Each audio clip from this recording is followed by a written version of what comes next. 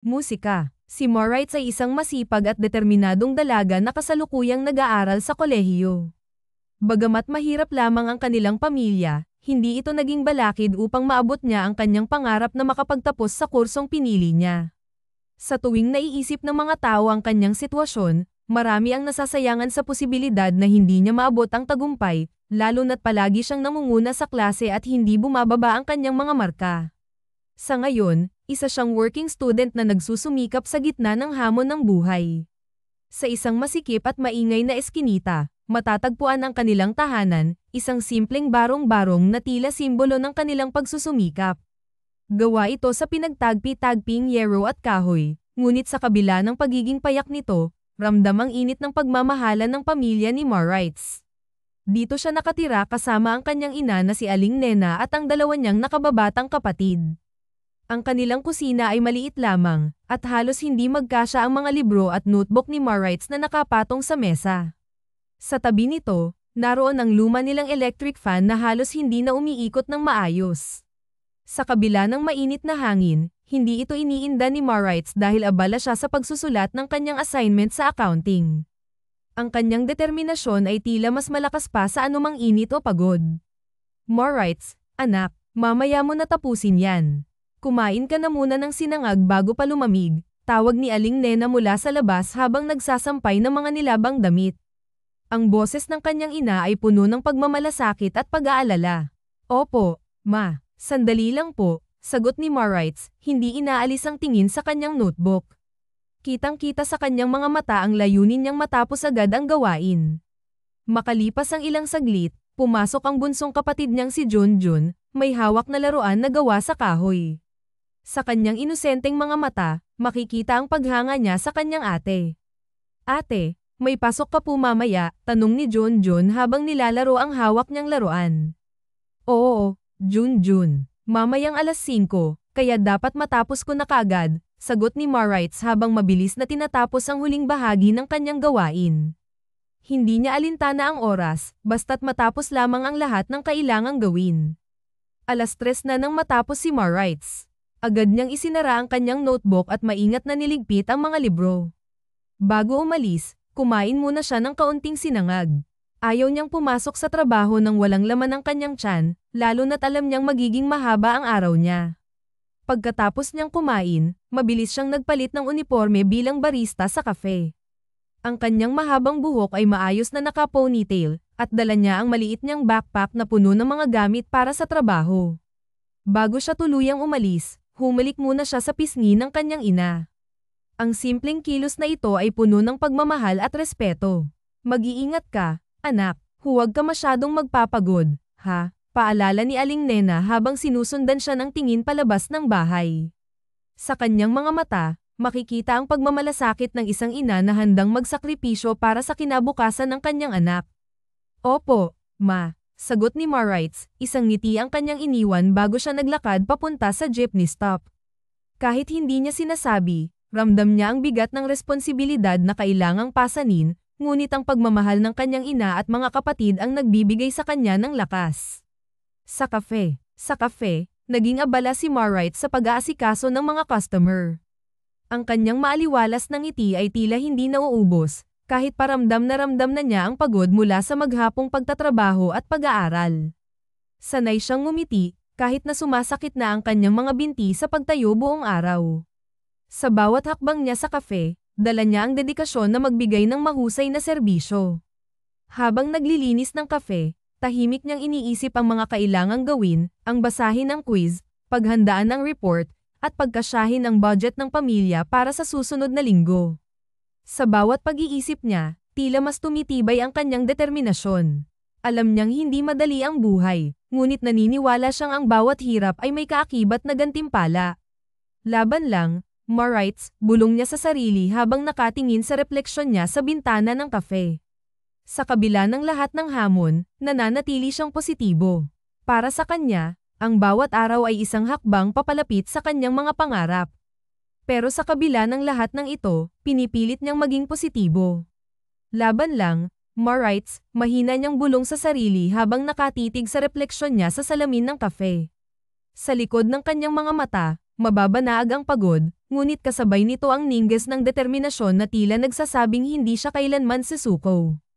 Alam niyang mahirap ang pinagdaraanan, ngunit naniniwala siyang darating din ang araw na ang bawat patak ng pawis at bawat gabi ng pagpupuyat ay magbubunga ng tagumpay. Pagkatapos ng ilang oras ng pagtayo, pag-aasikaso ng mga order, at paglilinis ng kafe, huminga ng malalim si Maurice habang dahan-daang umupo sa maliit na lounge sa likod ng staff area.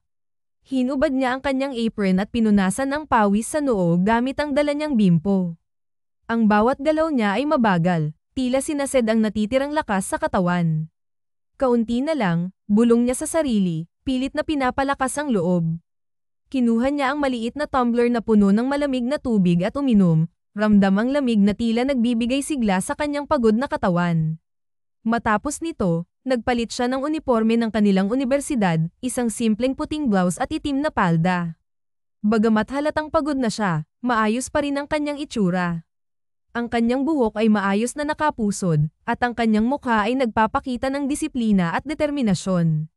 Kinuha niya ang kanyang lecture notes at binasa ito, kahit alam niyang mas madali sanang magpahinga. Sa likod ng kanyang isip, iniisa-isa niya ang mga kailangang tapusin, ang quiz sa accounting, ang report sa economics, at ang essay sa ethics. Ngunit sa kabila ng lahat ng ito, hindi siya nagpapadala sa panghihina ng loob. Sa unibersidad. Pagdating sa unibersidad, sinalubong siya ng kanyang kaibigan at kaklase na si Jolina, na palaging humahanga sa kanyang kasipagan.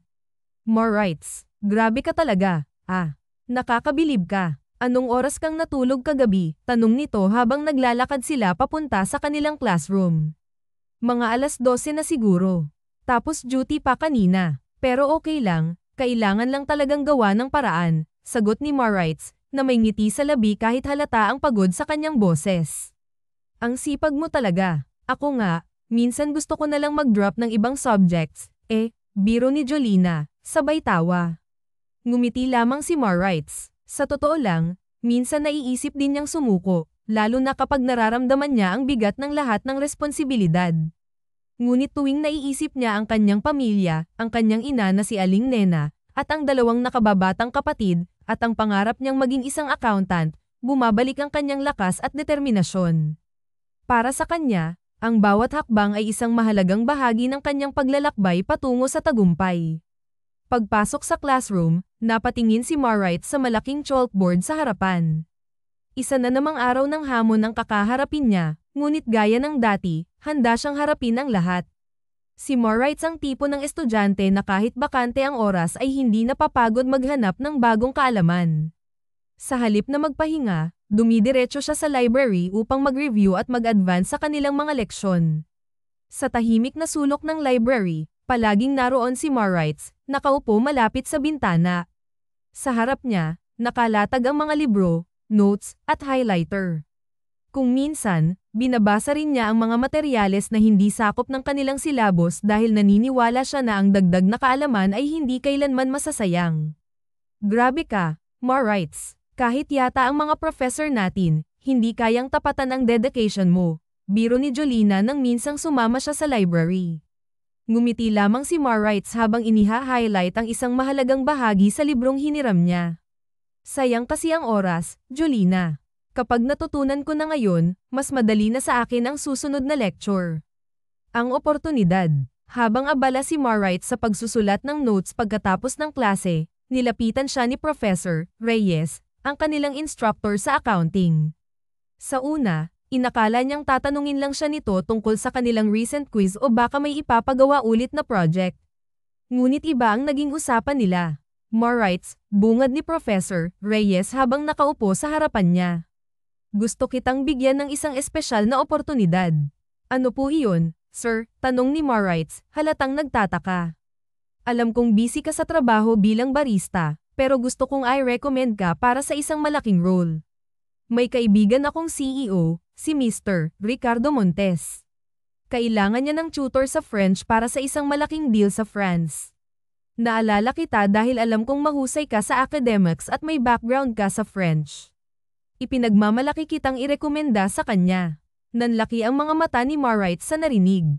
Ang ideya ng pagtuturo sa isang kilalang CEO ay tila napakalayo sa simpleng buhay niya bilang estudyante.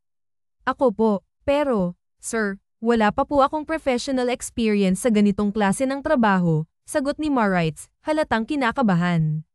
Marites, hindi lang karanasan ang basehan ng trabaho. Nasa iyo ang disiplina at talino na kailangan niya. Bukod pa doon, mas malaki ang sahod na matatanggap mo kaysa sa pagiging barista.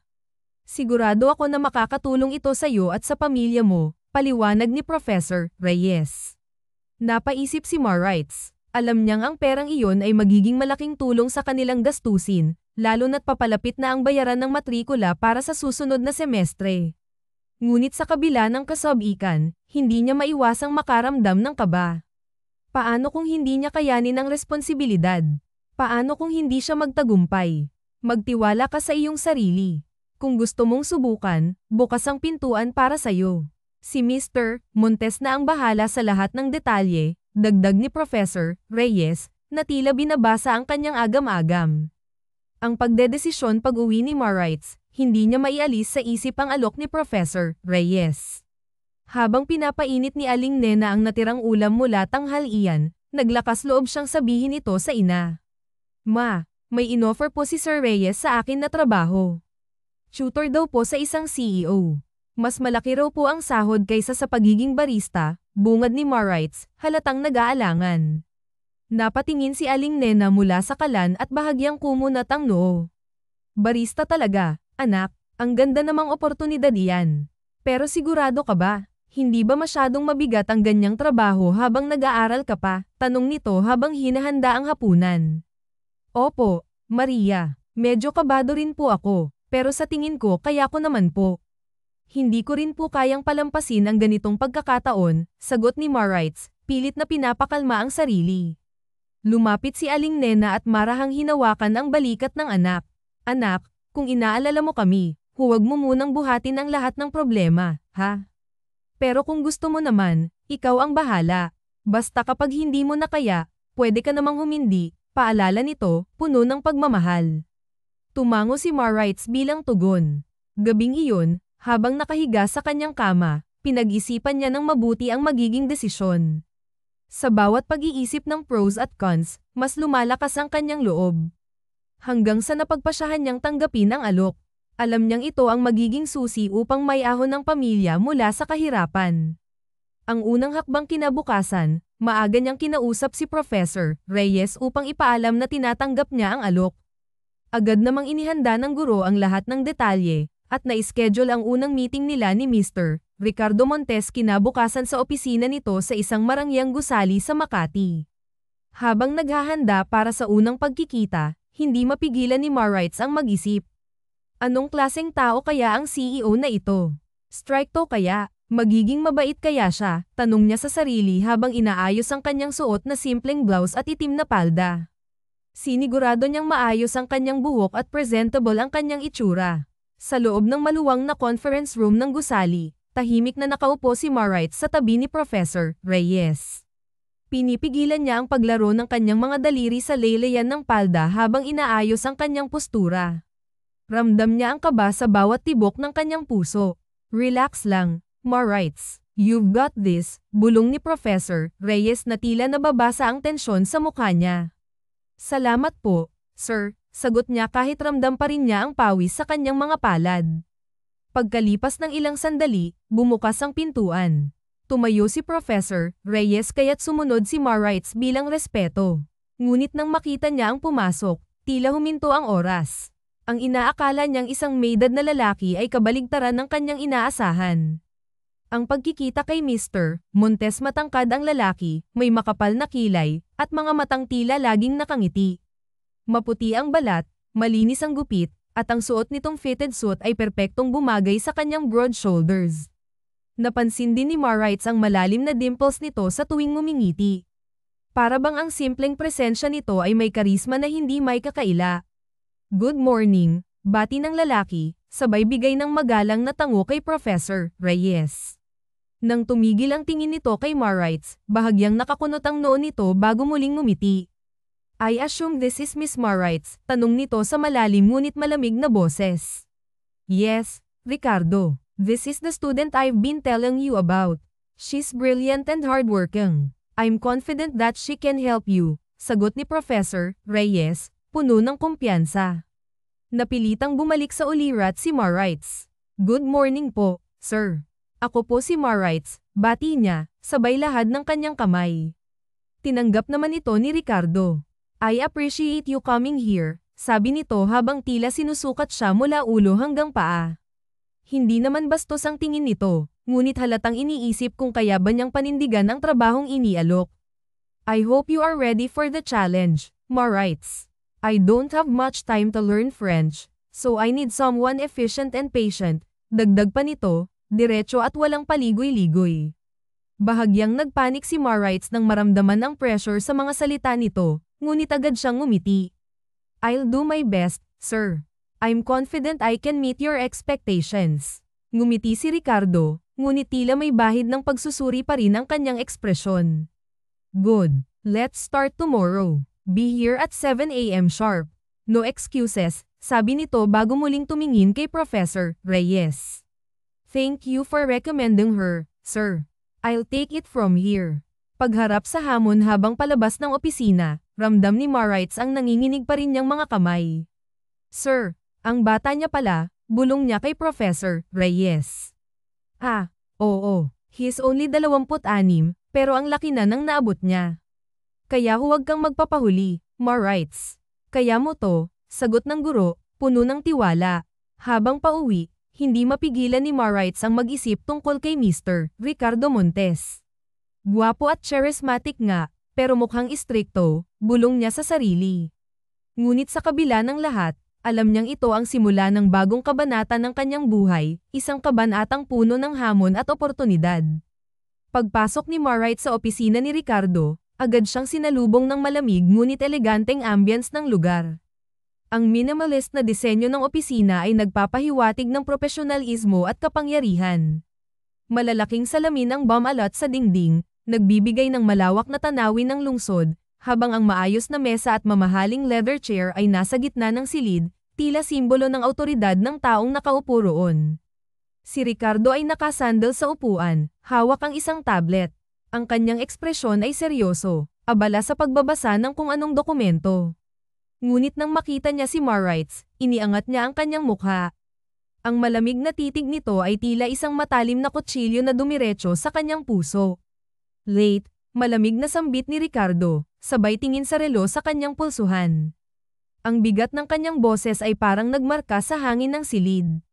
I said 7 a.m. sharp, dagdag pa nito. Ang tono ay puno ng disiplina at kawalan ng pasensya. Natigilan si Marites, ramdam niya ang bigat ng bawat salitang binitiwan ng CEO. Pasensya na po, sir.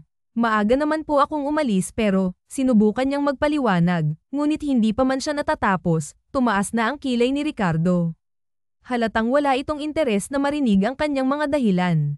Excuses won't work here, Marites. I value punctuality. If you are 5 minutes late, that's still late, madiin niyang sabi, bawat salita ay parang pumupukpok sa kanyang kumpiyansa. Napahiya si Marites, ngunit pinilit niyang huwag magpatalo sa kaba. Huminga siya ng malalim at tumingin ng diretso sa mga mata ni Ricardo. I understand, sir. It won't happen again, sagot niya, pilit na pinatatatag ang kanyang boses. Saglit na tumahimik si Ricardo bago tumango. Good, let's begin. Sagot nito, ang malamig na tono ay hindi nagbago. Ang unang lesson inilabas ni Marites ang kanyang mga dala, flashcards, isang maliit na whiteboard, at ilang printed exercises. Sinimulan niya ang lesson sa basic greetings at phrases na kakailanganin ni Ricardo para sa kanyang international deal. Habang nagtuturo, napansin niya ang dalawang bagay. Una, mabilis makaintindi si Ricardo. Pangalawa, matalas ang dila nito pagdating sa pagbigkas ng mga French words. Bor, did you say that correctly? Tanong ni Ricardo, bahagyang kunot ang noo habang pinipilit ulitin ang isang French word. Yes, sir. Almost perfect, sagot ni Marites sabay ngiti, pilit na nagpapagaan ng tensyon. Almost. What's wrong with it? Tanong ni Ricardo, halatang hindi kontento sa sagot. Medyo flat po kasi ang tono nyo, sir. Kailangan nyo pong mas malambing, mas may lamang. Parang ganito, bonjour, sagot ni Marites, sabay demonstrate ng tamang pagbigkas. Bahagyang kumunat ang noo ni Ricardo. Lambing. I'm not trying to sound romantic. I'm trying to sound professional, tugon nito na may halong inis. Kailangan po kasing medyo malambot ang tono ng French para natural siyang pakinggan. Pero don't worry, you'll get used to it, sir, paliwanag ni Maurice, pilit na pinapakalma ang sitwasyon. Sinubukan ulit ni Ricardo, ngunit halatang hindi pa rin siya kontento. This is harder than I thought. No wonder people hire tutors, sabi niya sabay lingon kay Maurice. Ang kanyang tono ay tila nagpapahiwatig ng pagkadismaya, ngunit may bahid din ng pagkilala sa hirap ng wika. Nagtagal ang tingin ni Ricardo kay Maurice, na tila sinusuri ang kanyang kakayahan. You seem so young for this job. How come you know French so well? Tanong nito, ang boses ay bahagyang lamambat. It was part of my elective subjects in senior high school, sir. I find it interesting, so I pursued it, sagot ni Maurice, pilit na pinapanatili ang kumpiyansa. I see. Well, I hope you are as good as Professor Reyes claims you are, sabi ni Ricardo, ang tono ay muling naging malamig. Bagaman gaman ang usapan sa huli, hindi pa rin lubos nawawala ang kaba ni Maurice. Alam niyang mahigpit si Ricardo at bawat pagkakamali ay maaaring maging malaking usapin. Ang hamon ng perfectionist habang nagpapatuloy ang lesson, mas nararamdaman ni Maurice ang bigat ng pagiging perfectionist ni Ricardo. Paulit-ulit nitong inuulit ang mga phrases hanggang sa maging perpekto ang bigkas niya. Kahit nakakapagod, pilit na iniintindi ni Maurice ang ugali ng CEO. Très bien, sabi ni Maurice nang sa wakas ay tama na ang pagbigkas ni Ricardo ng isang French phrase. Napangiti siya ng bahagya ngunit agad ding napawi nang mapansin ang seryoso pa rin nitong ekspresyon. Not bad, but it could still be better. What's next? Tanong ni Ricardo, halatang hindi kontento sa sarili. Nagpatuloy si Maurice sa pagtuturo ng mga pang-araw-araw na gamit na phrases. Pero habang nakaupo siya roon, nararamdaman niya na tila sinusukat ni Ricardo hindi lang ang kanyang kaalaman kundi pati na rin ang kanyang pasensya at abilidad. Paghinga ng malalim matapos ang 2 oras, nagpaalam si Maurice saglit para mag-break. Lumabas siya ng opisina at tumungo sa isang bench malapit sa building. Habang hinihigop ang tubig mula sa kanyang tumbler, napaisip siya. Kaya ko ba to? Tanong niya sa sarili, ramdam ang bigat ng responsibilidad. Ilang sandali pa, nagring ang cellphone niya. Tumawag ang kaibigan niyang si Jolina. Kumusta ang unang araw mo bilang tutor ni Mr. Hot CEO, biro ni Jolina sa kabilang linya. Napangiti si Maurice kahit stress na. Hot nga, pero grabe sa pagka-perfectionist. Niwala ngang maayos na thank you sa ginawa ko kanina. Well, ano bang ini-expect mo? Billionaire yan, Ash. Hindi na sanay sa Medicare, sagot ni Jolina, halatang ini-enjoy ang kwento. Alam ko, pero nakaka-drain din pala, sagot ni Maurice habang pinipisil ang sentido niya. Feeling ko hindi ako pwedeng magkamali kahit kaunti. Kaya mo yan, girl. Sa sipag mo, walang laban ang boss mo sayo, sagot ni Jolina na nagbigay ng kahit paano'y kaunting lakas kay Maurice. Balik sa laban. Pagbalik niya sa opisina, bumungad ulit si Ricardo sa kanya na ngayon ay mukhang mas relax na. You're back, ready for round 2, tanong nito habang inaayos ang cuffs ng kanyang suit. Always, sir, sagot ni Maurice, pilit ipinapakita ang determinasyon kahit medyo pagod na. Nagpatuloy ang kanilang session, at sa pagkakataong ito, nagkaroon na rin ng bahagyang pagbabago. Nagkakaroon na sila ng mas maraming casual exchanges, at minsan ay nagbibiro na rin si Ricardo kapag nagkakamali siya. Sa kalagitnaan ng lesson, biglang napansin ni Maurice ang nakangiting mukha ni Ricardo matapos niyang ma-master ang isa sa mga mahirap na phrases. Trevi and Ricardo, sir, pasensya na po. Ngumiti si Ricardo, tila hindi naman na-offend sa sinabi ng dalaga. It's fine. Actually, I prefer Ricardo. Sir, makes me feel older. I'm okay with Ricardo, sagot niya. Sa kauna-unahang pagkakataon mula nang magkakilala sila, naramdaman ni Maurice na unti-unting nagkakaroon ng koneksyon sa pagitan nila. Mag-alas 10 na, tama ba? Saad ni Ricardo habang nakatingin sa kanyang relo. Napatingin naman si Maurice sa oras at nagpanik. Hala, oo nga, sir, ang klase ko. Kailangan ko nang umalis. Dali-dali niyang iniligpit ang mga gamit at inilagay ang mga ito sa bag. Nang patapos na siya sa kanyang ginagawa, muling lumapit si Ricardo at iniabot ang isang tseke sa kanya. Nag-angat naman agad ng tingin si Moritz. Para saan po ito, sir? Paunang bayad. Hindi madali ang ginagawa mo, and I appreciate it, sabi ni Ricardo. Nang makita ni Moritz ang nakasulat sa tseke, napanganga siya. Sir, hindi ko po ini-expect na. Huwag ka nang magreklamo. Marami akong natutunan mula sa ilang oras na pagtuturo mo sa akin. Mahirap mag-aral ng bagong language, pero naintindihan ko na ang hirap ng trabaho mo kaya deserve mong bayaran ng maayos. Salamat po, Sir Ricardo, sagot ni Moritz, walang mapagsidlan ng tuwa. Basta huwag mong kalimutan, 7 AM sharp. Laging on time, paalala ni Ricardo. Tumango at ngumiti naman si Moritz bilang tugon. Habang palabas siya ng opisina, hindi niya maitago ang saya sa kanyang mukha dahil malaking tulong ang perang iyon, hindi lang sa kanya kundi pati na rin sa kanyang pamilya. Sa kafe, pagkatapos ng klase, hindi mapigilan ni Moritz ang mag-isip tungkol sa zekeng natanggap mula kay Ricardo. Hindi siya makapaniwala na sa ilang oras na pagtuturo niya ay nakakuha siya ng 5,000 piso. Para kay Moritz, malaking halaga na iyon, at matagal na panahon din bago niya makuha ang ganoong halaga mula sa pagiging barista. Dahil doon, nagdesisyon siyang dumaan muna sa kafe kung saan siya nagtatrabaho bilang working student. Nang makarating siya sa kafe, nagtungo siya kaagad sa likod ng counter kung saan naroroon ang kanyang amo, si Miss Iza, isang mabait at maunawang babae na may malalim na malasakit sa mga empleyado nito. Miss Iza, may kailangan po akong sabihin, panimula ni Moritz. Napatingin si Miss Iza at ngumiti sa kanya.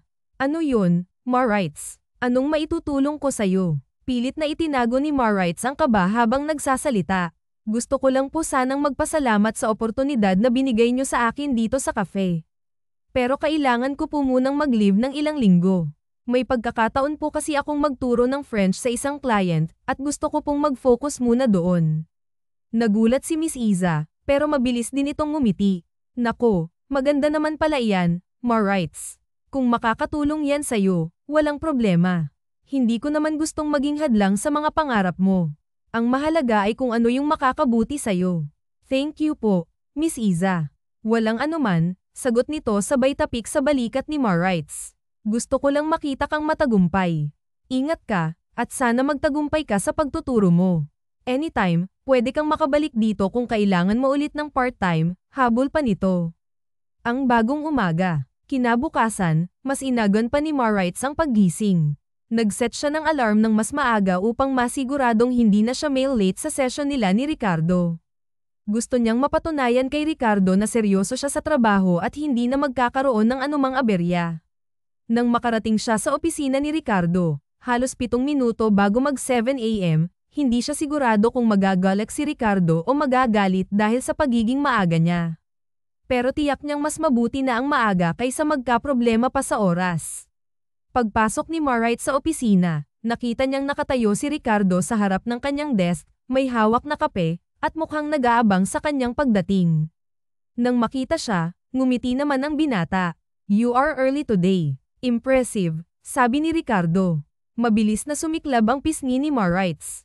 Ayoko na pong malate ulit. Nakakakaba pala, sabi niya sabay ngiti. I like that. Let's make use of the time we have.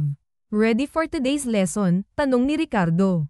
Naglakad si Moritz papunta sa kanyang mga gamit at nag-set up ng mga materyales.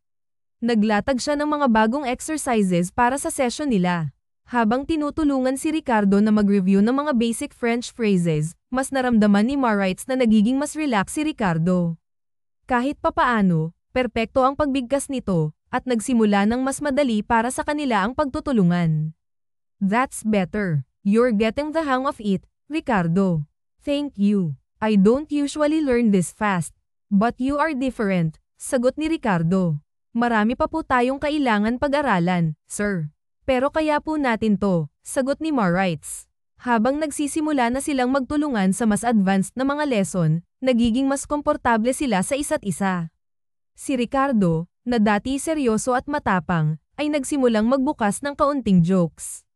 Si Moritz naman, na mahiyain pa sa simula, ay nagiging mas open na rin sa mga banter ni Ricardo. Habang nagpapatuloy ang session, Natuto na ang binata ng ilang French phrases ng mas madali, at si Moritz naman ay unti-unting nakakaramdam ng mas malaking kumpiyansa sa kanyang trabaho. Habang nagkakasiyahan sa progress nila, biglang pumutok ang tahimik na eksena nang bumukas ang pinto ng opisina ni Ricardo. Isang magandang babae ang pumasok, at halos agad-agad ay nahulog ang mga mata ni Moritz sa kanya. Malakas ang dating ng babae, matangkad, slim, at may alindog na parang modelo sa mga magazine. "Hi, Ricardo. I hope I'm not interrupting," wika ng babae. "Lorena no. Patapos na rin naman kami. This is Moritz, my French tutor." "Moritz, this is Lorena pakilala ni Ricardo sa dalawa. Nag-abot ng kamay si Lorena kay Moritz, pero makikita ang kaunting pagkairita sa mata ng dalaga. "Hi, Moritz. I didn't know you were here. But I'm sure you are doing a good job with Ricardo," sabi ni Lorena Sumagot si Moritz ng mahinahon kahit na may kaunting kaba sa dibdib. "Nice to meet you po, Miss Lorena magalang niyang saad dito." Ngunit hindi iyon tinugunan ng babae at bumaling na kay Ricardo. "I was wondering if you'd like to join me for lunch later, Ricardo.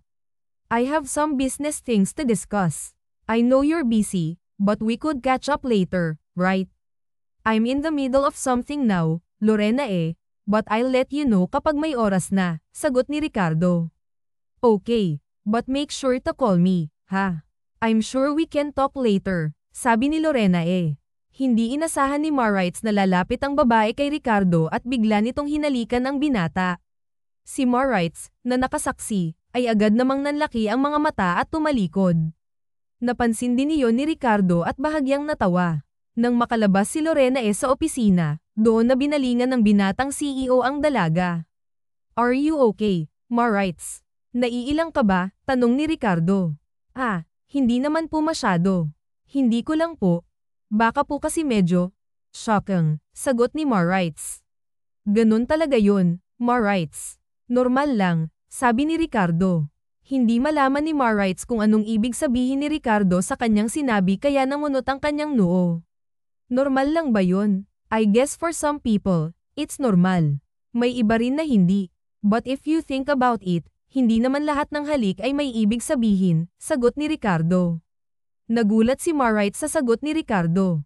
"Hindi po ba? Para sa akin kasi, ibinibigay lang ang kiss kung mahal mo yung isang tao," sagot ni Moritz na may kaunting pagkabigla sa sarili sa mga sinabi niya. Doon napangiti si Ricardo at nagkaroon ng kakaibang tunog sa kanyang boses. "You are a bit old-fashioned, aren't you?" "Old-fashioned po, hindi po kasi. Hindi ko po kasi naisip na may ibang paraan pala ang pagpapakita ng affection," sagot ni Moritz. "Well, I guess it's a different world for some people. Ang iba, nagpapakita ng affection sa ganitong paraan. At ang iba naman, like you, may mas sentimental na pananaw. But it's fine. It's nice to know how you think about things," sabi ni Ricardo. Habang patuloy ang kanilang session, dama ni Moritz ang pagiging magaan ng kanyang pakiramdam. Sa halos 2 linggong straight na pagtuturo niya kay Ricardo, hindi niya maitatanggi na may kakaibang koneksyon na sa kanilang dalawa. Ganoon din si Ricardo sa dalaga. Ang huling session. Sa araw ng session nila, sakto namang may bisita sa kumpanya si Ricardo kaya iniwan muna nito ang dalaga sa kanyang opisina. Pagbalik niya, napangiti siya nang makita niyang nakatulog si Moritz sa kanyang sofa. Ilang minuto niya rin itong tinitigan, at doon niya napansin ang kagandahang taglay ng dalaga.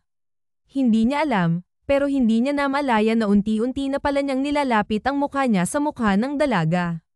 Sa pinakakritikal na sandali, ilang milimetro na lang at magiging masyadong malapit sila, biglang nagising si Moritz kasabay ng panlalaki ng kanyang mga mata. "Anong ginagawa mo?" tanong niya, halatang namumula ang mukha. Natawa naman si Ricardo. Sorry, hindi ko akalaing gising ka ng ganun kadali, Ikaw. "Bakit parang may plano kang halikan ako?" tanong ni Moritz, halatang kinakabahan. "Hindi ko naman tinatangka," sagot ni Ricardo habang pinipigilan ang tawa. "Siguro ang pinakasimpleng paliwanag, na curious lang ako kung anong itsura mo pag natutulog. Kaya lumapit ako," palusot niya. Inayos naman muna ni Moritz ang sarili bago napagpasyahang ipagpatuloy ang naputol nilang session. Ipinagpatuloy ni Marites ang session, ngunit ngayon ay may kaunting kahinahunan. Hindi na siya nag-usisa pa tungkol sa nangyaring insidente at sa halip itinuloy na lang nila ang pagtuturo kay Ricardo nang walang pagsisisi o awkward na pakiramdam. Minsan, may mga moments na humihinto siya sandali, pero mabilis niyang pinapawi ang sarili at nagfo-focus na lang sa kanyang trabaho. Si Ricardo naman, na medyo nahihirapan dahil sa pagiging abala sa business trip na papuntang ibang bansa, ay sinikap din na maging mas seryoso at tapusin ang session ng maayos. Alam niyang iyon na ang huling session nila, at kahit papaano, may kaunting lungkot siyang nararamdaman. Sigurado ka ba? Tanong ni Marites habang tinuturo ang isang bahagi ng grammar sa French na medyo mahirap para kay Ricardo. Kaya mo pa bang tapusin to bago ka umalis? Oh, sagot ni Ricardo na may determinadong tono. Kailangan ko lang mag-focus, kaya nga maganda itong session na ito, eh. Sa likod ng pagiging seryoso ni Ricardo, may halong ngiti ang mga mata nito, tanda ng pagpapahalaga sa mga oras na magkasama sila. Hindi rin maiwasang makaramdam ng lungkot si Marites. Hindi man nila parehong ipahayag, ramdam nila ang bigat ng pagpapalam na nakabitin sa hangin. Nang matapos ang session, nagbigay si Ricardo ng isang malalim na hininga. Pagkatapos ay nagsalita siya ng maayos, Marites, maraming salamat. Huwag mong kalimutan na kung may kailangan ka, nandito lang ako. Maraming salamat din po, sana magtagumpay po kayo sa inyong deal. Mag-ingat po kayo, sagot ni Marites. Yeah, at magsisimula na akong mag-focus, dagdag ni Ricardo. It's been a pleasure, Marites. Binigay naman agad ni Ricardo sa kanya ang isang tseke kung saan nakasulat ang buo niyang bayad sa 2 linggo niyang pagtuturo. Hindi man aminin ni Marites, pero ramdam niya ang lungkot ng mga sandaling iyon. Gusto pa niya sanang itanong sa binata kung kailan ulit sila magkikita, pero sa palagay niya ay imposible na iyon. Nang umalis siya sa opisina ng kumpanya, naramdaman niya na parang may isang parte ng puso niya na naiwan doon. Parang may isang malaking bahagi ng kanyang mundo na bigla na lang nawala. Alam niyang trabaho lang ang dahilan kung bakit siya nandoon at walang masama roon, pero hindi niya inaasahan na magiging ganito kalalim ang kanyang nararamdaman. Pinilit niyang mag-focus sa pag-aaral, pero sa kabila ng kanyang mga pagsusumikap, hindi maiwasang sumagi sa kanyang isipan si Ricardo, ang mga ngiti nito, ang mga biro nito, at ang mga simpleng sandali nilang magkasama. Bagay na nahalata na nga ni Jolina, kaya naman isang araw habang magkasama sila sa library, tinukso siya ng kaibigan. Marites, parang may kakaiba sa ngiti mo ngayon. Ha? Saad ni Jolina na may malisyosang ngiti. Pinagsasabi mo, tanong ni Marites, pilit na itinatago ang pamumula ng kanyang pisngi. Kasi naman, parang ang layo-layo ng tingin mo. Nakatingin ka ba sa kisame o may ibang bagay kang iniisip? Medyo napahiya si Marites kaya't mabilis siyang napabuntong hininga at sinadyang tumingin sa librong hawak. Wala. Nag-focus lang talaga ako sa mga readings natin, sagot niya. Pero hindi may kakaila ang pamumula ng kanyang pisngi. Baka naman si Ricardo ang iniisip mo, ha? Tanong ni Jolina sabay tawa. I know you, Marites. Hindi ka magaling magtago ng feelings mo, dagdag pa nito. Napakunot ang noo ni Marites at mabilis na tinakpan ang mukha ng libro. Huwag kang ang ganyan. Tigilan mo nga ako. Sobrang obvious na kaya. Alam ko na, nahulog ka na kay Ricardo, no? Well, sino ba namang hindi mahuhulog doon? Super gwapo. Hindi na sumagot si Marites. Alam niyang hindi kayang itago ni Jolina ang kanyang mga obserbasyon, at higit sa lahat, nararamdaman niyang hindi niya kayang magsinungaling pa sa kaibigan. Siguro konti lang. Pero trabaho lang naman yun, di ba? Ngumiti si Jolina at tinapak siya sa balikat. Huwag mo nang pahirapan ang sarili mo, Marites. Kung may nararamdaman ka, huwag mong ipagkait. Hindi pa huli ang lahat. Napaisip si Marites sa sinabi ni Jolina.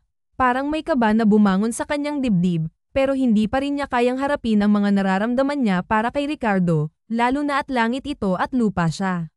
Sa kabila ng lahat ng iyon, alam niyang darating din ang pagkakataon na kailangan niyang tanggapin kung ano man ang nararamdaman niya.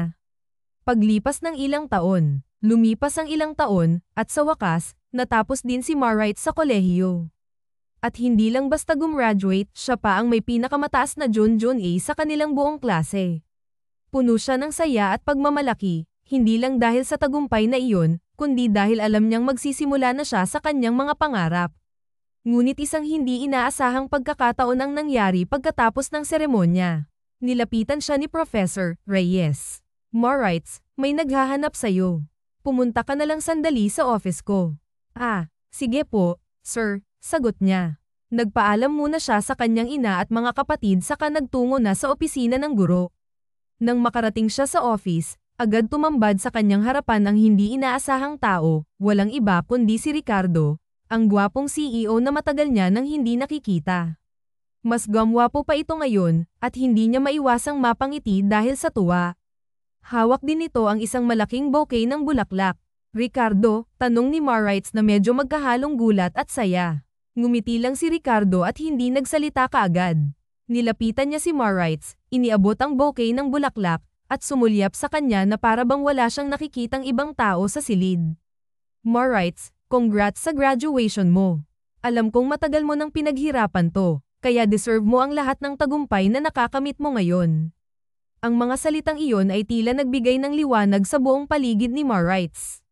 Hindi niya alam kung paanong sasabihin ang nararamdaman niya, pero alam niyang espesyal ang sandaling iyon. Naramdaman ni Moritz ang saya at kaunting kilig. Maraming salamat, Ricardo, sagot niya habang tinatanggap ang bulaklak. Nilinggan niya ang binata na tila may kakaibang aura. Kumusta ka na? Tanong ni Ricardo. Nagkamustahan sila saglit, at sa mga unang minuto, parang bumalik ang lahat sa dati. Ngunit may kakaunting pagkakaiba, pareho na silang mas mature at may mga natutunan sa buhay. Mas confident na rin si Moritz at mas determinado na siya sa kanyang mga pangarap, habang si Ricardo naman ay mas seryoso na rin. Moritz, nais ko sanang mag-offer ng trabaho sa'yo, sabi ni Ricardo. Nagulat ang dalaga at hindi agad nakapagsalita. Ah, trabaho. Ano po yun? Gusto ko sanang ikaw ang maging personal secretary ko. Alam ko naman kung gaano ka ka-talented at hardworking, at hindi ako magdadalawang isip na tanggapin ka sa aking kumpanya kung okay lang sa'yo. Halos hindi makapaniwala si Moritz sa narinig mula sa binata. Talaga? Pero bakit ako? Ngumiti si Ricardo at nagbigay ng seryosong sagot. Dahil nakikita ko ang potensyal mo, Moritz. Alam ko na ikaw lang ang makagagawa ng trabahong ito ng maayos. At sa totoo lang, hindi ko na kayang patagilid lang. Gusto ko talagang magtrabaho ka para sa akin.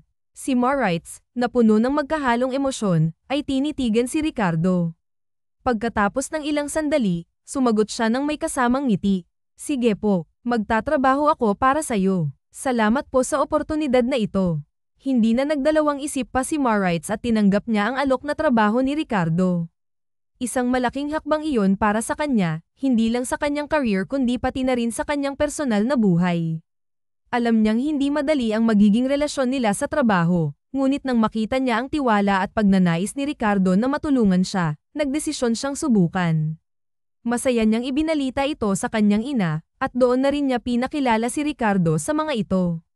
Nako, maraming salamat, Sir Ricardo. Sumama po kayo sa amin sa bahay. May hinahanda kaming kaunting salo-salo. Kaunti lang po iyon, pero kaya naman po nating pagkasyahin, paanyaya ng ina ni Moritz. Nako, gustuhin ko man po, pero may meeting pa po kasi ako, eh. Salamat na lang po, at congratulations po sa inyo, Moritz. Mauna na ako, paalam ni Ricardo. Ang bagong simula ni Moritz. Sa mga sumunod na araw, naging mas magaan ang lahat para kay Moritz. Hindi lang siya nagkaroon ng trabaho, kundi naramdaman din niya na parang may bagong simula na naman sa kanyang buhay. Ilang araw ang lumipas, at nagsimula na nga si Moritz sa kanyang trabaho bilang personal secretary ni Ricardo sa kumpanya. Hindi man siya sanay sa ganitong klaseng trabaho, mabilis naman niyang natutunan ang mga proseso. Sa tuwing may mga bagay na hindi siya sigurado, palagi niyang tinatanong si Ricardo. Hindi nagtagal, nagampanan naman niya ng maayos ang mga responsibilidad na ipinagkatiwala sa kanya. Isang bagay ang hindi niya may kakaila, masaya siya sa kanyang bagong posisyon. Bukod pa roon, may dagdag pang dahilan kung bakit masaya siya araw-araw. Sa bawat pag-upo niya sa kanyang desk, hindi may iwasang mapatingin siya sa kanyang boss na si Ricardo. Hindi na rin niya maitatanggi na tuwing tinitingnan niya ito, may kakaibang kilig siyang nararamdaman. Minsan nga, hindi niya namamalayan na nakatingin lang siya kay Ricardo, na para bang hindi niya alam kung anong oras na. Isang araw, habang siya ay nasa kanyang desk at nakatingin sa binata, bigla niyang narinig ang boses ni Ricardo mula sa intercom. Moritz, you kept on staring at me, sabi ni Ricardo. Biglang napansin ni Moritz na ang kanyang mga mata ay nakatutok pala sa kanya. Kaya namula ang kanyang mukha at agad na nagpanik. Ay, sorry po, sagot niya sabay takaw tingin sa kanyang computer screen, na para bang naghahanap ng ibang gagawin na pwedeng pagtuunan ng pansin. Narinig niyang tumawa si Ricardo mula sa kabilang linya. No need to apologize, Moritz. You're always welcome to look at me. Ngunit hindi pa rin maiwasan ni Moritz ang magtago ng kanyang hiya. Sorry po talaga, sir. It's okay, Moritz. Don't be embarrassed. That's normal, sagot ni Ricardo. Minsan, hindi na rin mapigilan ni Moritz ang sarili at nagtatanong kung may nararamdaman din ba si Ricardo para sa kanya. Pero sa mga ganitong pagkakataon, mas pinili niyang mag-concentrate sa trabaho at huwag mag-isip ng sobra. Gayunpaman, ang mga maliliit na sandali ng kanilang interaksyon ay nagpapalakas ng kanyang damdamin para dito. Habang tumatagal, mas lalo pang naging malapit si Moritz kay Ricardo. Hindi lang siya isang boss na maayos makitungo sa kanya, kundi naging mas caring at sweet din ito sa kanya. Pagkatapos ng trabaho, hinahatid pa siya ni Ricardo pauwi sa kanilang bahay. Tuwing ginagawa ito ni Ricardo, hindi maiwasan ng dalaga na mag-isip kung ano ba talaga ang nararamdaman niya para sa binata. Hindi naman sa gusto niyang mag-assume, pero ramdam niya na hindi lang trabaho ang relasyon nilang dalawa. Minsan, may mga pagkakataon na magkausap sila ng matagal habang pauwi. Nagkukwentuhan, nagbibiruan, at para bang walang mga pader sa pagitan nila, parang magkaibigan. Pero may kakaibang koneksyon na hindi nila kayang ipaliwanag. Ngunit hindi nakaligtas sa mga magulang ni Moritz ang mga maliliit na senyales ng kanilang samahan. Kaya naman, isang araw habang nag-uusap sila sa kanilang bahay, napansin ng mga magulang ng dalaga na medyo iba ang kilos ni Moritz. Kung noon, wala itong masyadong pagpapakita ng interes sa mga bagay na may kinalaman kay Ricardo, ngayon ay kitang-kita na may kakaibang namamagitan sa kanilang dalawa. Ash, anak, may nararamdaman ka ba sa boss mong si Ricardo? Diretsong tanong ng ina. Nagulat naman si Moritz dahil hindi niya akalain na itatanong iyon sa kanya ng ina. Moritz, bata ka pa, at ang buhay ni Ricardo ay magkaibang-magkaiba sa atin. Maraming mga bagay na maaaring maging komplikado. Alam ko naman po yun, Maria. Kaya lang, hindi ko rin po kayang pigilan ang sarili kong nararamdaman, sagot ni Moritz. Niyakap siya ng ina at nagpatuloy, alam ko, anak. Pero ayokong masaktan ka. Wala kaming problema sa kanya, pero kailangan mong malaman na hindi ganoon kadali ang buhay. Mahirap ang mga relasyon kapag magkaibang-magkaiba kayo ng estado. Napansin ni Moritz na hindi lang ito isang simpleng paalala mula sa kanyang magulang. Ito ay isang pag-iingat, isang pagnanais na protektahan siya mula sa sakit na maaaring idulot ng hindi pagkakapantay-pantay ng estado ng buhay nila. Sa kabila ng mga payo ng kanyang magulang, hindi pa rin maalis sa isipan ni Moritz ang mga araw na kasama niya si Ricardo. Nakikita pa rin niyang may isang espesyal na ugnayan sa kanilang dalawa. Ngunit ang mga salita ng kanyang mga magulang ay tila nagbigay sa kanya ng maraming pagninilay-nilay at tinulungan siyang makita ang mas malaking larawan, ang realidad ng kanilang mga buhay na magkaiba nga.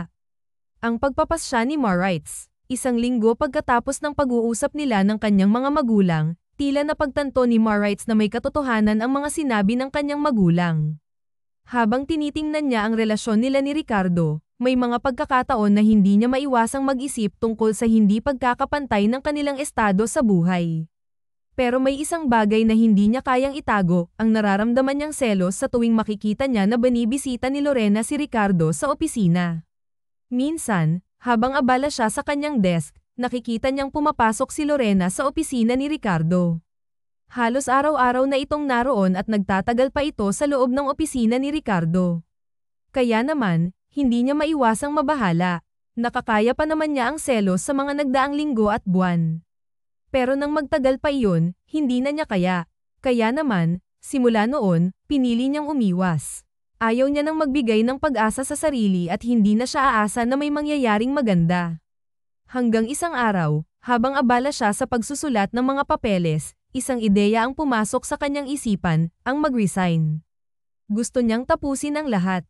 Gusto niyang umiwas at layuan ang lahat ng mga bagay na nag-uugnay sa kanya kay Ricardo, lalo na sa damdamin niya na hindi niya kayang kontrolin. Kaya gumawa siya ng resignation letter at nilapitan si Ricardo sa opisina. Ang pag-uusap sa opisina. Nang makita ni Ricardo ang letter na inabot ni Moritz, nagulat siya. Hindi siya makapaniwala na ang masigasig at masipag niyang secretary ay magre-resign. Ngunit hindi inaasahan ni Moritz ang reaksyon ni Ricardo. Tumayo ito mula sa kanyang upuan, kinuha ang resignation letter, at tinignan siya ng seryoso. "What is this?" tanong ni Ricardo. "Resignation letter po, sir," sagot ni Moritz. "Ashley, hindi ko ito pipirmahan," sagot ni Ricardo. Nagulat ang dalaga sa sinabi nito. "Bakit po, sir? Kasi hindi ko alam kung bakit ka magre-resign. Wala akong nakitang dahilan sa resignation letter mo. Kailangan ko ng valid reason." Seryoso ang tono niya, at nakita ni Moritz na hindi siya makakalusot kung hindi niya sasabihin ang totoong dahilan. Ngunit mataas ang pride ni Moritz at hindi niya kayang aminin ang nararamdaman niya kay Ricardo. Nakita niyang malaki ang epekto ng kanyang desisyon kay Ricardo, kaya't nag-isip siya sandali bago magsalita. "Wala po akong ibang dahilan, sir. Siguro, kailangan ko lang pong mag-focus sa ibang bagay." Hindi naniniwala si Ricardo sa sagot niya. "Moritz, hindi ko kayang tanggapin ang resignation mo nang walang malinaw na dahilan." Katahimikan ang bumalot sa pagitan nila. Nakita ng binata ang mga mata ni Moritz na puno ng emosyon. Dahil hindi na kayang itago pa ni Moritz ang nararamdaman, nagpasya siyang magsalita. "Kasi po, nagseselos ako kay Lorena. Hindi ko po kayang makita siya na palaging naririyan sa tabi niyo, lalo na kapag kayo lang ang nandito sa opisina mo," sabi ni Moritz habang nakayuko. I see. So, nagseselos ka pala sa kanya, ha? Hindi ko akalain na ganun, sagot ni Ricardo na may bahagyang ngiti. "Nabanggit ko na po, kaya please, pakipirmahan na ang resignation letter ko. Lilipat na po ako ng ibang kumpanya," hiling ni Moritz. Ngunit imbes na sumagot, tumayo si Ricardo at nilapitan siya.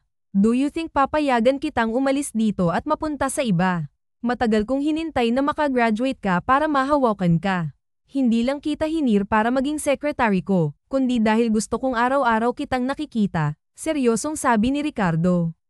"Lorena she's nothing to me. Yes, flings kami dati, pero wala kaming label.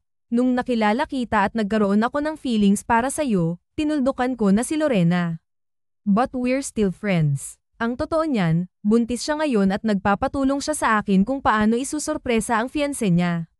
"That's it," napanganga si Moritz at tumitig kay Ricardo.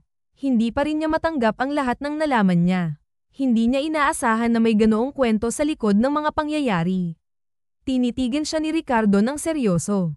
"Moritz, hindi ko alam kung paano ko sasabihin ito sa'yo, pero wala akong ibang gusto kundi ikaw," sabi ni Ricardo. Sumagi sa isipan ni Moritz ang mga katanungan, pagdududa, at lahat ng nararamdaman niya. Naghalo-halo ang kanyang saloobin, pero isang bagay lang ang malinaw, si Ricardo lamang din ang gusto niya at wala ng iba. "Wala akong ibang planong mahalin kundi ikaw. Kaya sana, huwag mong iwanan ang trabaho mo. At ako. But now na alam kong napakaselosa mo pala, fine, lalayo na ako sa kahit sinong babaeng nalalapit sa akin, just for you," nakangiting sabi ni Ricardo. Nagtagilid si Moritz at tinitigan ang sahig. Hindi niya malaman kung ano ang sasabihin. Naguguluhan siya at hindi niya alam kung ano ang mararamdaman. "Ricardo, hindi ko sinasadyang maging ganito. Alam ko namang wala akong karapatang magselos, ayaw kong maging sanhi ng problema sa inyo," sagot ni Moritz. "Moritz, if I'm not serious about you, bakit ko gagawin ito? Bakit ko lalayuan lahat ng babaeng dumaan sa buhay ko? Kasi ikaw lang ang babaeng hindi ko kayang mawala," sabi ni Ricardo. Nahulog ang mga mata ni Moritz, at ramdam niya ang bigat ng mga salitang iyon. Hindi niya alam kung ano ang sasabihin o mararamdaman. Ang totoo niyan, "I don't know how to handle my feelings," sagot ni Moritz. Agad namang hinawakan ni Ricardo ang kamay ng dalaga. "I know, Moritz, and I'm not forcing you. Lahat ng ito, galing sa puso ko. I just want you to know na nandito ako," malumanay na sabi ni Ricardo. Ngumiti si Ricardo ng malumanay, at sa mga mata ni Moritz, nakita niyang may matinding pagmamahal ang binata para sa kanya. Sa gitna ng kalituhan, nagkaroon siya ng pakiramdam na marahil may mas malalim na dahilan kung bakit nangyari ang lahat ng ito. At alam niya na natuldukan na rin ang mga tanong sa isipan niya. Mahal din pala siya ng lalaking mahal niya. Hindi na nag-aksaya ng oras pa si Ricardo. Alam niyang kailangan niyang patunayan kay Maurice na seryoso siya at hindi basta-basta. Kaya naman, isang araw, nagpunta siya sa bahay nila Maurice at doon naghintay ng pagkakataon na makausap ang mga magulang ng dalaga. Magandang araw po, bati ni Ricardo na medyo kinakabahan. Magandang araw din sa iyo, Ricardo. Ano ang maitutulong namin sa iyo? Tanong ng ama ni Maurice. Gusto ko po sanang humingi ng permiso mula sa inyo para makapanligaw kay Maurice, matapang na sagot ni Ricardo.